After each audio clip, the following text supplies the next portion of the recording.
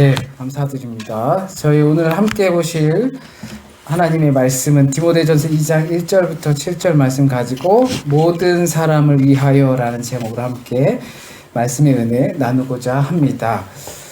바울은 에베소에 있는 사랑하는 디모데에게 편지를 써서 보내면서 몇 가지 당부의 말들을 써서 보냅니다. 교회를 이제 맡기고서 디모데가 에베소에서 7일을 하고 목회를 하다 보면 여러 가지 문제들을 만나게 될 것이다. 교회에서 남자와 여자에 관한 문제도 있을 것이고, 또한 직분을 맡고 있는 자들의 문제도 생길 것이고, 교회 내에 연약한 자들에 의해서 생기는 문제도 있을 것이고, 또한 종과 부자들이 섞여서 있기 때문에 생기는 문제도 있을 것이다. 특히나 거짓된 그 교훈에 관한 문제를 서두에서 1장에서 말을 합니다. 게다가 바울 자신의 경험과 고백을 추가하면서 그 설명을 이어갑니다. 자신이 몰랐다라는 것을 자기 1장 12절부터 17절 말씀을 통해서 자신이 과거에 몰랐음을 고백합니다. 자신이 과거에 잘못 알고 있었다라는 것을 몰랐다라고 고백합니다. 자신이 영화롭게 생각했던 유대, 그리스, 로마 문화가 헛된 것이었다라는 것을 그때는 몰랐다 고백합니다.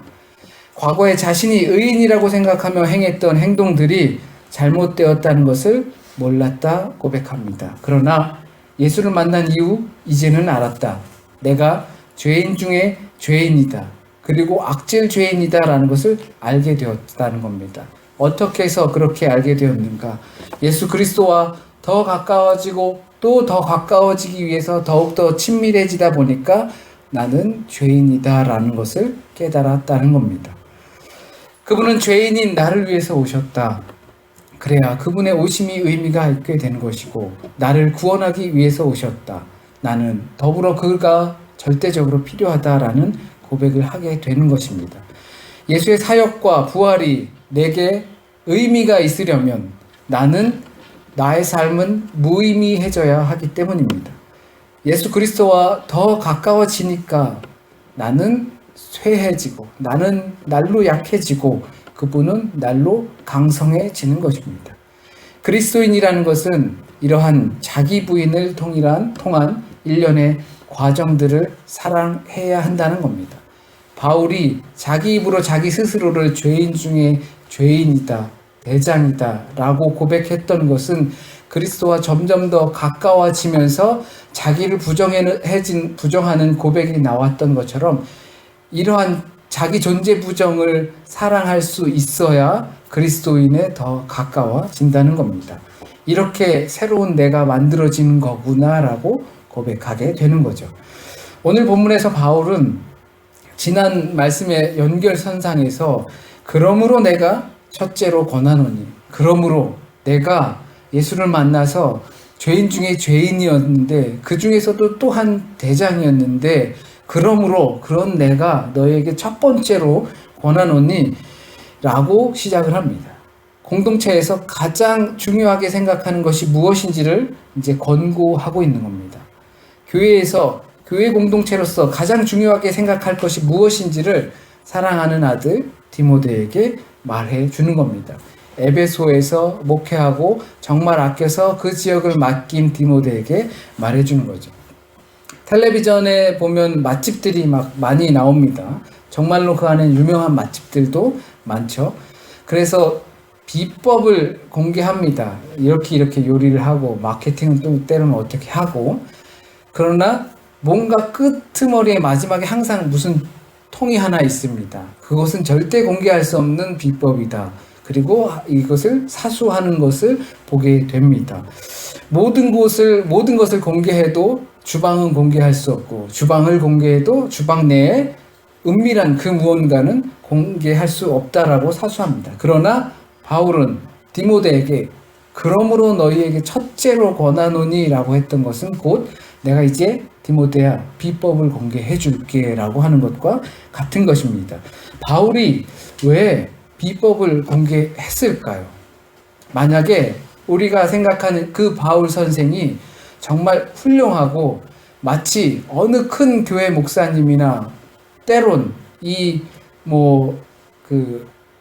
비숍이라든지 아니면 교황이라든지 이렇게 생각을 한다면, 바울이 그런 모습이다라고 생각을 한다면 굳이 영업 비밀이 될 수 있는 비법을 공개하지는 않았을 것입니다. 하지만 바울은 그런 존재의 사람이 아니었던 것이죠. 죽음을 향해서 달려갔던, 자기를 부인하고 자기 십자가를 지고 날마다 주님의 길을 갔던 바로 그 제자입니다. 그 사람이 바로 비법을 공개하는 건 디모데가 동역자라고 생각하기 때문입니다. 세상 영리의 단체에서는 비법을 독점해야 하지만 주님 안에서 잘됨은 비법을 더욱더 공개해야 하기 때문입니다. 내가 잘됨 같이 너희도 잘되기 바라는 마음과 같은 겁니다. 나만이 아니고 너와 함께 잘 될 때 주님께서 영광 받으시기 때문입니다.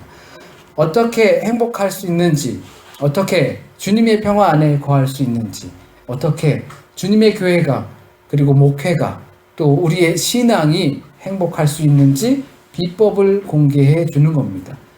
그렇다면 경쟁 구도라는 것은 있을 수 없겠죠.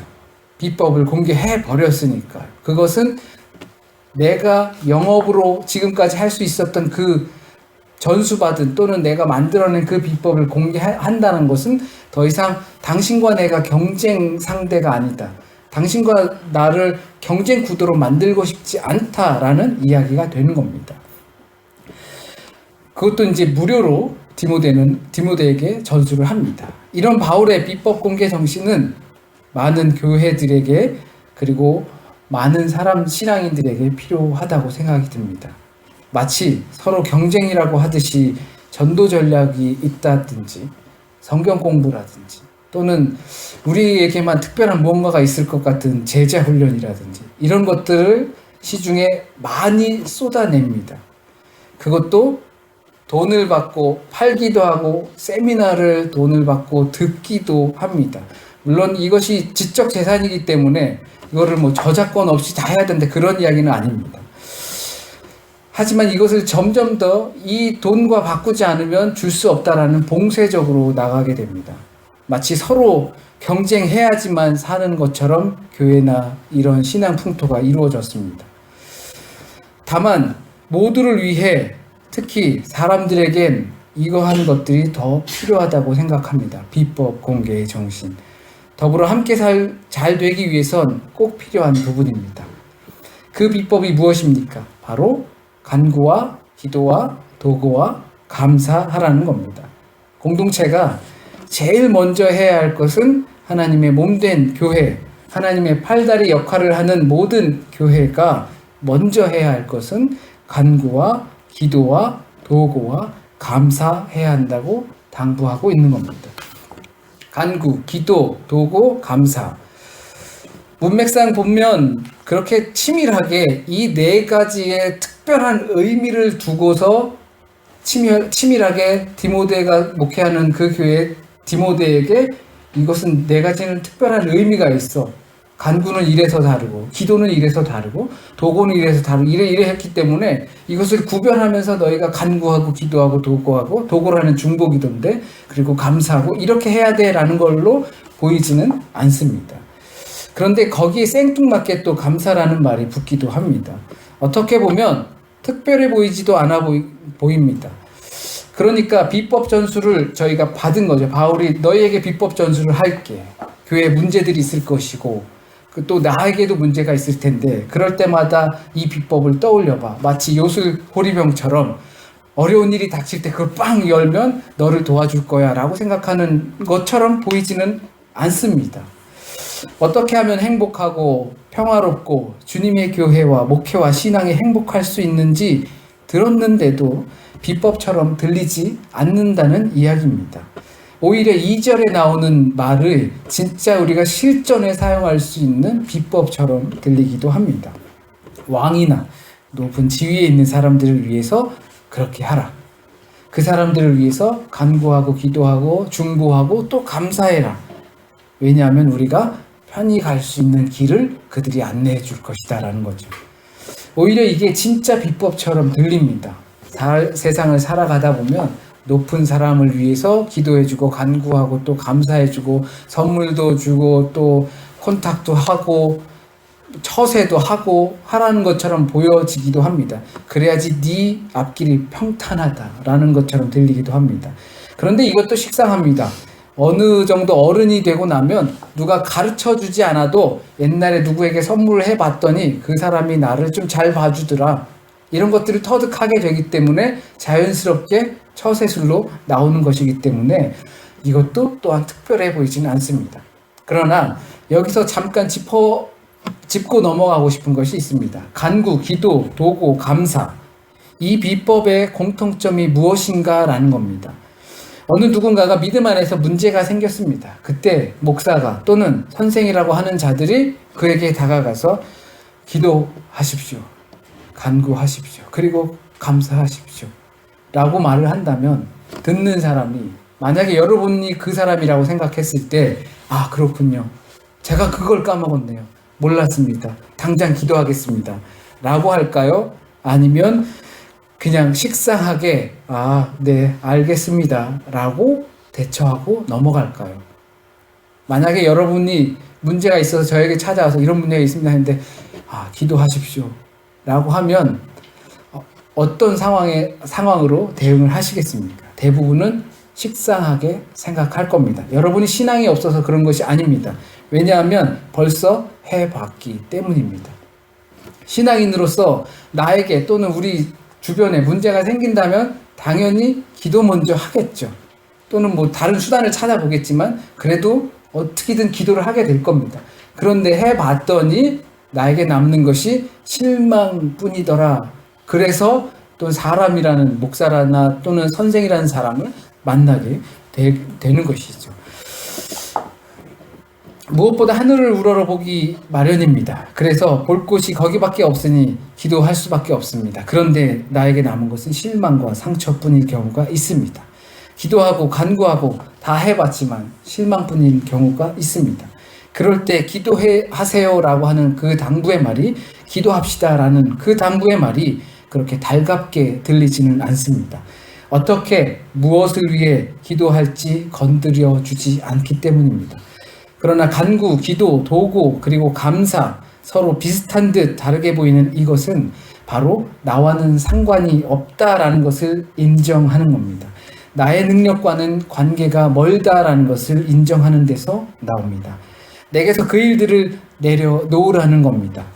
하나님께 완전히 맡기고 하나님의 일하심이 온전하심을 믿고 감사하라는 겁니다. 기도한다라는 것은 결국은 내가 할 수 없다라는 것을 인정하는 것입니다. 감사한다라는 것도 그 자체가 내가 노력해서 얻은 결과라면 누구에게 감사하겠습니까? 감사할 이유가 전혀 없습니다. 근데 감사하라라는 것은 이 결과는 나로부터 나온 것이 아니다라는 것을 인정하는 것입니다. 기도와 도구와 그리고 간구와 감사, 이것은 그러니까 너에게 달려있지 않다라는 것을 인정하라는 것입니다. 우리의 삶 가운데 하나님이 제발 좀 하나님 댁에 구하고 두드리고 찾고 그래야 좀 줄 것 아니냐. 하나님께서 주고 싶어서 안달이 났는데, 주고 싶어서 성령을 너에게 주고 싶어서 안달이 났는데 제발 좀 구하고 두드리고 찾으라 라고 하는 말씀과 같은 것입니다. 하나님의 하나님됨을 인정하고 또한 피조된 나의 나됨을 인정함으로 돌아가는 것입니다. 이것이 바로 바울의 비법 공개입니다. 행복하고 주님의 교회가, 목회가 또는 우리의 신앙이 행복하기 위해선 이렇게 해야 하는 것입니다. 그러나 이 바울의 당부는 본문을 읽으면 손쉽게 알 수 있듯이 모두를 위해서 하라는 겁니다. 그러니까 너가 아니라 모두입니다. 대부분 우리 모두를 위해서라고 할 때는 나는 대부분 빠지게 되어 있습니다. 너 자신만을 위해서가 아니라, 기껏해서 너의 가족을 위해서가 아니라, 기도와 간구와 중보와 그리고 감사가 아니라 모든 사람을 위해서 그렇게 하라는 겁니다. 2절에서 특별히 이 왕권이나 힘이 있는 자들에게 하라고 하지만 이것은 우리가 편하게 신앙생활을 하기 위한 것이 아니라 우리의 신앙의 길에 그 박해의 시대이기 때문에 그때 꼭 필요하기 때문에 그런 것입니다. 과연 우리가 모든 사람을 위해서 기도할 수 있을까 생각해 볼 필요도 있습니다. 우리는 그러한 그릇이 되는가? 지난 주일에 갑작스런 봉변을 교회가 당했습니다.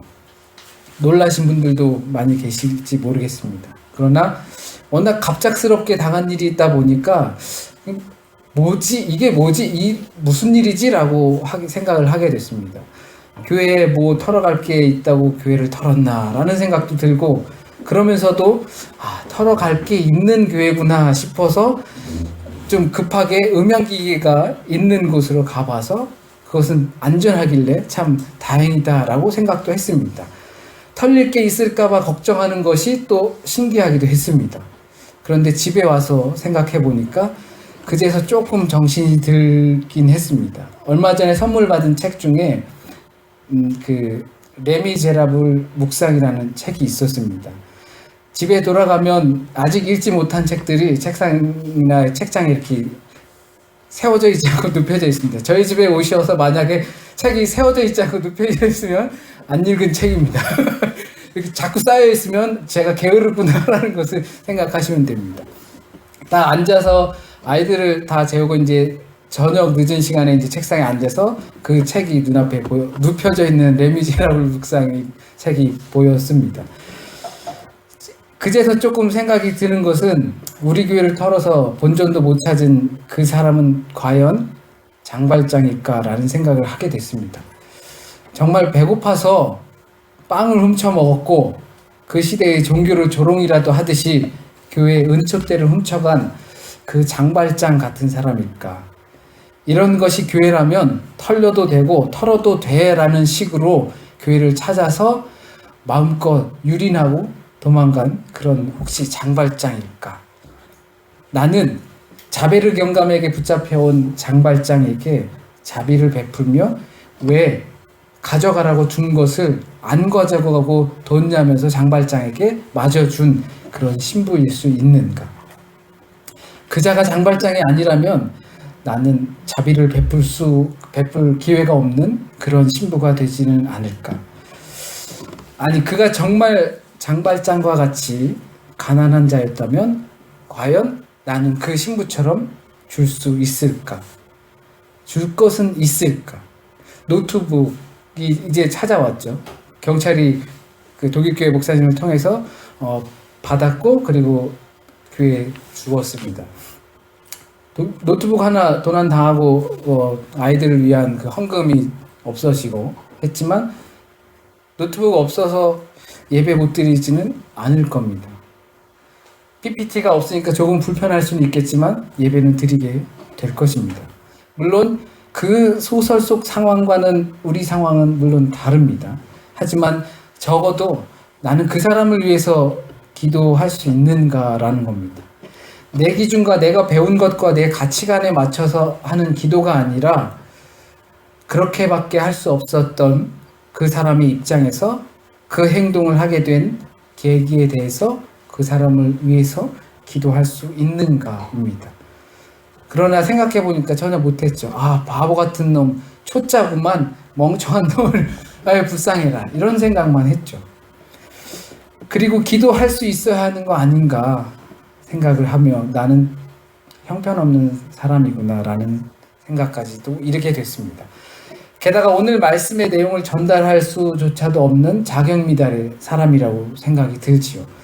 나 같은 사람이 어떻게 우리 모두를 위해서 기도해야 합니다. 교인은, 신자는, 그리스도인들은 우리 모든 사람, 세상을 위해서 기도할 수 있어야 합니다라고 말할 수 있겠습니까?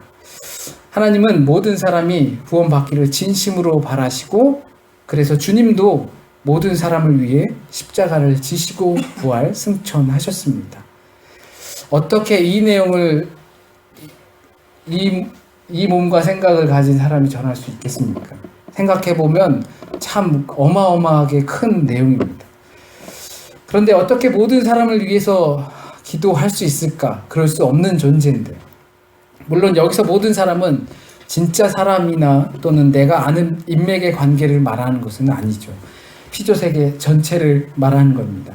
그렇다면 전 피조세계를 위해 첫째로 해야 할 것은 하나님의 하나님 되심을 나 스스로 인정해야 한다는 겁니다. 왜냐하면 거기가 하나님 나라이기 때문입니다.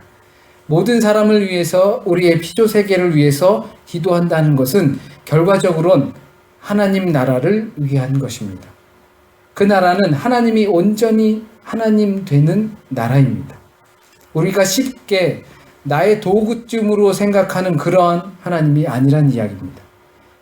우리가 하는 간구, 기도, 중보, 감사를 한번 생각해 보시기 바랍니다.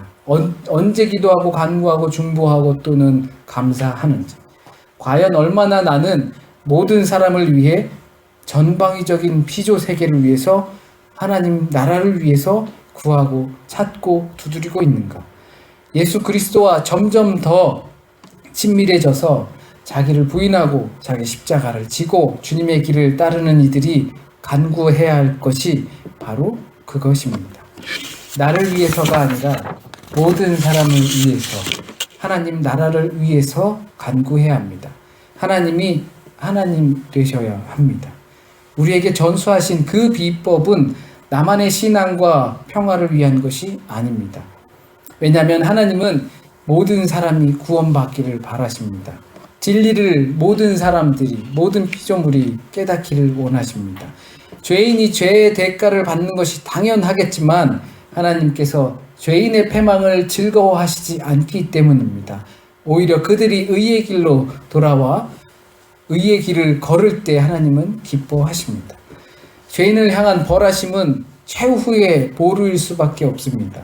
기본적으로 하나님은 모든 사람이 구원받기를, 그리고 진리를 알기를, 하나님의 사람, 곧 그리스도인이 되기를 바라십니다. 어느 특정한 부류만, 그러니까 선민이라고 하는 그 자들에게만 구원이 임하길 바라는 것이 아닙니다. 모든 사람이 구원받기를 바랍니다. 내가 때로는 혐오하는, 때로는 이 세상에 없어져야 할 거라고 생각하는 그 사람도 하나님의 피조물이고, 그 피조물이 하나님의 의의 길로 돌아오길 바라는 것이 하나님의 마음입니다. 모든 피조세계가 하나님의 하나님됨을 인정하시길 정말로 바라고 꿈꾸고 계십니다. 그 증거가 예수 그리스도를 대속물로 주셨다는 겁니다. 예수 그리스도를 통하여 모든 죄의 정결이 된 것입니다. 여기에는 노예도 천민도 구분이 있을 수 없습니다. 모든 사람이 구원의 반열에 오르기 위해서 죽으셨습니다. 이것을 위해 우리의 기도와 간구와 도구와 감사가 있어야 합니다. 많은 종교들의 공통된 특징들이 바로 이 기도입니다. 그러니까 바로 의지할 수밖에 없고 매달릴 수밖에 없는 존재라는 것을 깨닫는 것이 바로 모든 종교에 있는 기도입니다. 이 기도가 없는 것은 사실상 종교라고 말할 수는 없습니다. 종교는 각자 그 지역과 문화적인 특징마다 있을 수도 있지만, 그러나 기도의 특징이 가장 두드러지게 납니다. 이슬람교나 힌두교나 불교, 유대교, 기독교 모든 종교가 갖고 있는 특징은 바로 기도하고 신에게 매달린다라는 겁니다. 물론 불교는 유교가 종교로 이렇게 취급되기 어려운 것처럼 사실상은 그런 종교로 들어갈 수 없는 부분이 강합니다. 그러나 요즘에는 최근에 이렇게 마인츠에도 그 하버드 대학 졸업하고 대한조계종에서 그 불교 승려를 받은 현각 스님이라고, 그분이 이제 한국에서 이제 이제 하여튼 외국인으로서 스님이 돼서 유명세를 떨치다 이제 나는 한국을 떠난다. 이 한국 불교에 있는 이 미신과 기복신앙 이것은 더 이상 불교가 아니다라고 하면서 떠났는데 마인츠에 와 계시더라고요. 매주 목요일마다 그 좋은 말씀 전해주시는데, 네, 마인츠에 와 계신데, 그러니까 불교는 원래 그런 그 신적인 거나 점을 치거나 막 이렇게 막 구술한다거나 이런 것과는 사실상 거리가 먼 것이 불교입니다. 그런데 이렇게 변화가 된 것이죠. 그래서 이제 기도를 드리고 무슨 이게 천배 하여튼 뭐 이런 거 막 하잖아요. 그것이 바로 그 종교적인 특징을 갖게 되는 것입니다. 물론 독일에서 종교가 무엇이냐고 할 때 그들 토속의 가르침을 말하는 것이랑 비슷합니다. 하지만 종교가 갖는 속성을 말한다면 신에게 의지하여 기도 활동을 하는 것을 말하는 겁니다. 내가 기도를 한다는 것은 구하고 찾고 두드리는 일들이 내 능력 밖에 있다는 것을 인정하고 들어가는 겁니다. 그렇다면 무엇을 찾고 두드리냐는 거죠.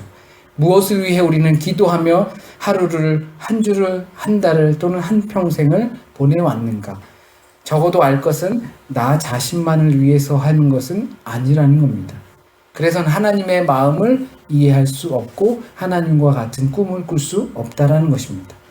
우리가 하나님을 믿는 사람들이라면 당연히 기도해야 합니다. 더군다나 내가 조금이라도 하나님의 일을 위해서 산다면 더욱이 기도를 최우선으로 해야 할 겁니다.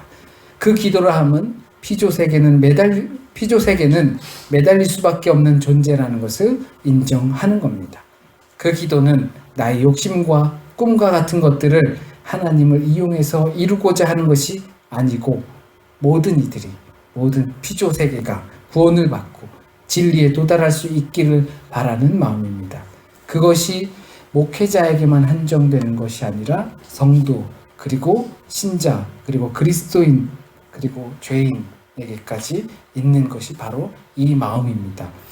비법을 전수 받으셨으니까 이제 장사 잘 하시기 바랍니다. 신앙의 장사 잘 하셔야죠. 비법까지 공개했는데 장사가 잘 안 되는 이유는 뭘까요? 비법을 제대로 수행하지 않기 때문이겠죠. 잠시 기도하겠습니다. 우리가 다 알 수 없는 그 비밀스러운 하나님의 은혜를 예수 그리스도라는 진리를 통하여서 감추어진 모든 것을 밝히 보여주셨고 그것을 통하여서 하나님의 마음이 무엇인지 우리에게 알게 하셨습니다.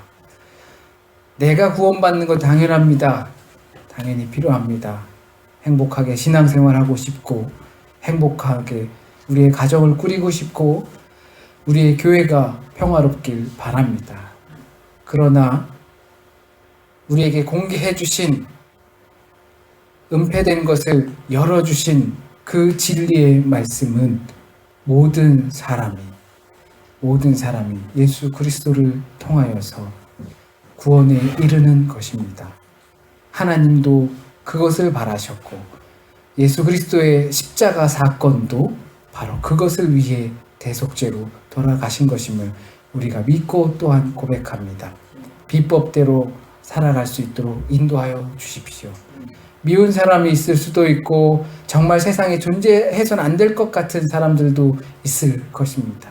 하지만 그 사람들도 하나님께서는 구원의 길에, 의의 길에 이르기를 진심으로 바라고 계심을 우리가 믿고 그들을 위해 기도하고 간구하고 중보하고 또한 감사할 수 있도록 주님 인도하여 주십시오.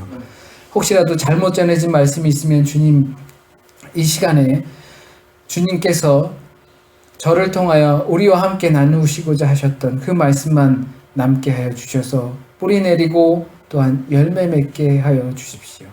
한 주간의 삶을 또한 사합니다. 그 삶 가운데서 함께 동행하여 주시고 주님 더 의지하게 하여 주셔서 비법의 삶 살 수 있도록 주님 인도하여 주십시오.